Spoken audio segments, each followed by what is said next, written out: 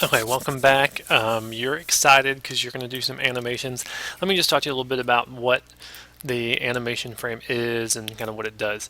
So this thing right here is getting called on an infinite loop. So you will not put a loop in here because this is being called an infinite loop. As a matter of fact, it's being called 12 times per second by default, which you can change also. But 12 times every second this thing's getting called. So what you want to do is make a small change to something and you'll have a built-in animation. Now, what you want to make a small change to is well, anything like this, like where your text is, the font. That's a little annoying. I'll show you how to do that. How see-through the text is, all sorts of stuff. So here are just some really lame examples.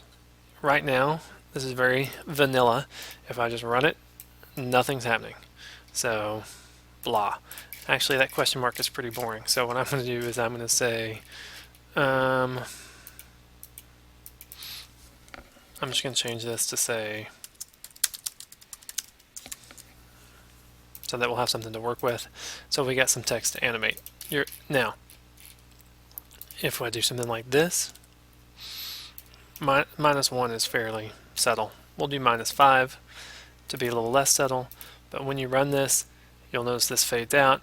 You'll also notice that once your alpha gets below 0, it starts throwing a runtime exception all over the place. So you have to be careful about making something too crazy or too awful.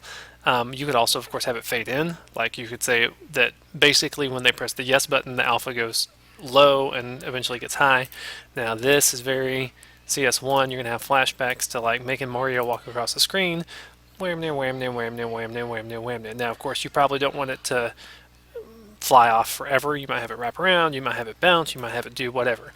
Now, don't forget that if you do want it to bounce, every kid wants to do this maneuver. Every kid wants to say, well, sorry about that. Every kid wants to say, move to the right, but then if it's too big, I don't even know what too big is. I'm going to say 300.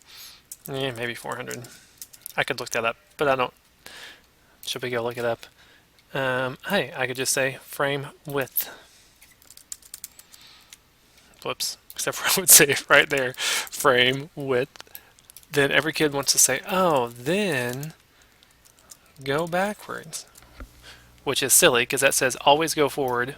The moment that you hit the edge, turn around. The next time go forward, but then you hit the edge, so you turn around. So that just means that when you're doing that, you're just smashing your head into the wall over and over and over again. Awesome. Don't do that. So if you want to have it bounce, you're going to have a direction variable. And you would have to declare your direction variable up top. You'd have to do something like this, and then this would be changing your direction. And you have to also change it on the other side. So don't forget that sometimes if you want real cool animation, you're going to have some type of direction or some other variable to help you decide what is happening. Awesome. So that's the basics of how to make your animation. I will have some other videos to show you some ideas that you could deal with.